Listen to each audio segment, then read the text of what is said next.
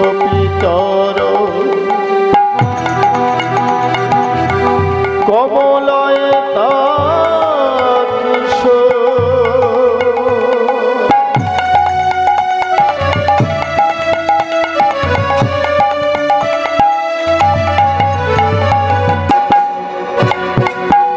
বিশ্বমে বড় দ্বিজ বড় যুগ ধরে মপাল বনে দে জগত প্রিয় কর করুণায় অবতার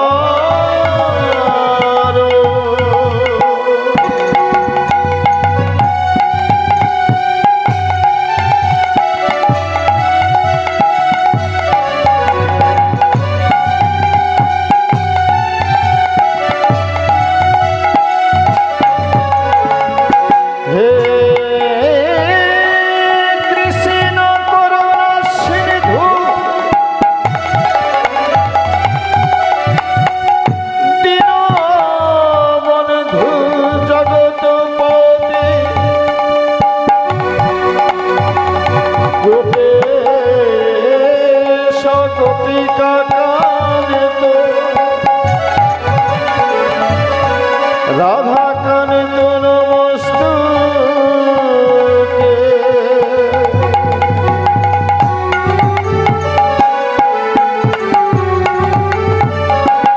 তপ্ত কাঞ্চন গৌরাঙ্গিনী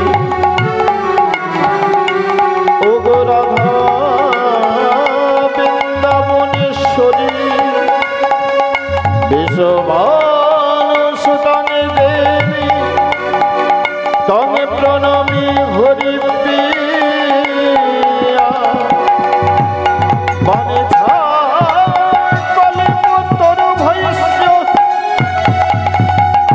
কৃপা সিন্ধু ভুয়ে বচ পতিতানাগে পাবনে ভো বৈষ্ণবে ঘন মন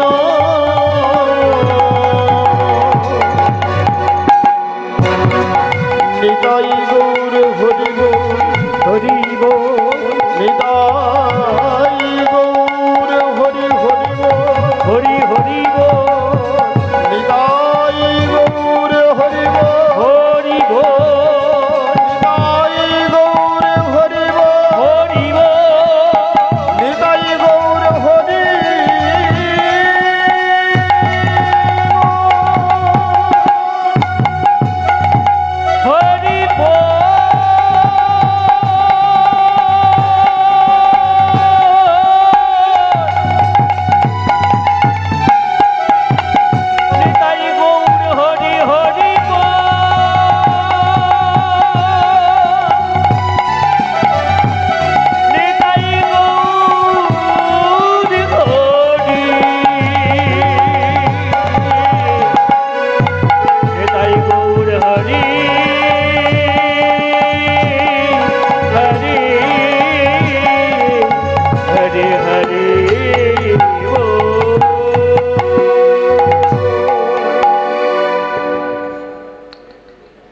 সমবেত গৌর ভক্তমণ্ডলী ভক্তিমতী মা বাবা কীর্তন প্রারম্ভে সকলের চরণে এই অধম দশরথের শতকোটি প্রণাম জানিয়ে শুরু করলাম আজকে ভগবানের লীলা কীর্তন।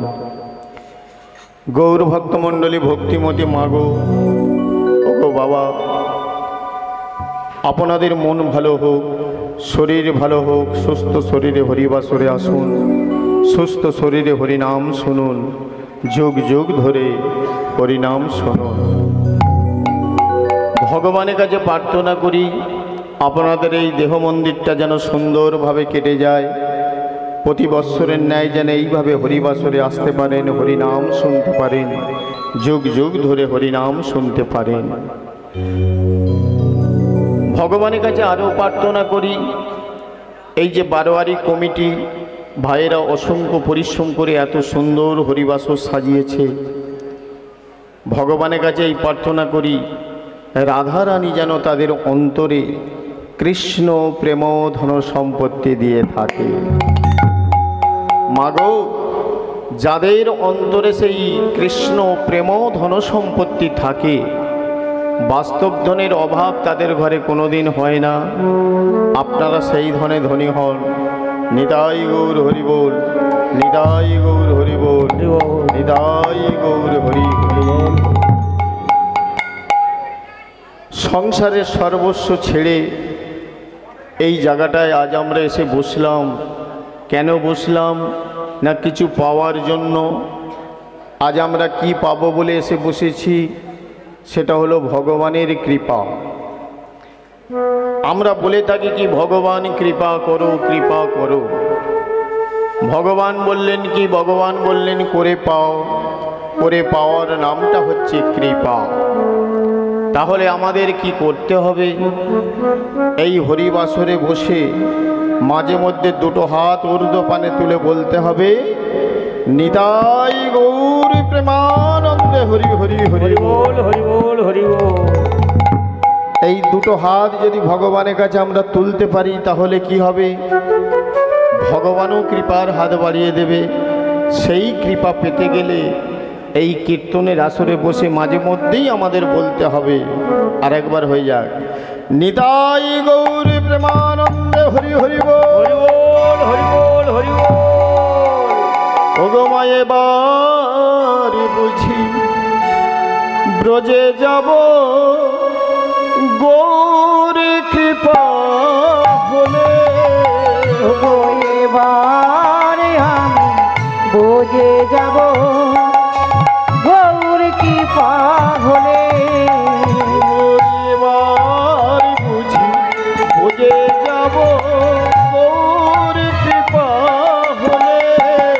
ওগো এবার আমি ব্রজে যাব, গৌর কৃপা হলে। সেটা পশু পাখি তরুলতা কৃষ্ণ কথা বলে। সেটা পশু পাখি তরুলতা কৃষ্ণ কথা বলে। ওগো দয়াময় প্রভু গো, প্রভু গো, তুমি আমায় কৃপা করো, তুমি আমায় কৃপা করো, আমায় করুণা করো গো আমার প্রভু গো, প্রভু গো, ওগো প্রভু গো, প্রভু গো। সেটা পশু পাখি তরুলতা কৃষ্ণ কথা বলে। সেটা পশু পাখি তরুলতা কৃষ্ণ কথা বলে। আমি ব্রজে যাব, গৌর কৃপা হলে। ওগো এবার আমি ব্রজে যাব, গৌর কৃপা হলে। ওগো এবার আমি ব্রজে যাব, গৌর কৃপা হলে। ওগো এবার আমি ব্রজে যাব, গৌর কৃপা হলে। গৌর ভক্তমণ্ডলী, ভক্তিমতী মাগো, আজ আমরা যে লীলা সাধন করব, ওগো মা, লক্ষ লক্ষ লীলা, লক্ষ লক্ষ পালা যে ভগবান করে গেছে, কেন? যাতে করে কলির জীব বেশি করে হরি কথা বলে, কৃষ্ণ কথা বলে। তাই বাবা চৈতন্য মহাপ্রভু অনেক লীলা করে গেছে, যাতে করে বেশি করে কলির জীব হরি কথা বলে, কৃষ্ণ কথা বলে। মাগো, যেমন ধরুন একটা ছেলে ভাত যদি না খায়, তার মা তাকে কি করছে? একটু দুধ দিচ্ছে, একটু চিনি দিচ্ছে, নে বাবা ভাতটা খেয়ে নে। তদ্রূপ চৈতন্য মহাপ্রভু যে লীলাগুলো করে গেছে, যাতে করে কলির জীব বেশি করে হরি কথা বলে, কৃষ্ণ কথা বলে। তাই আজ আমরা যে লীলা আস্বাদন করব, মহাভারতের শেষ ভাগ। মহাভারতের শেষ ভাগে হয়েছিলটা কি? আজ আমরা এই লীলা আস্বাদন করব। অর্থাৎ লীলার বিষয়বস্তু হলো পিতৃ হন্তা বব্রু বাহন।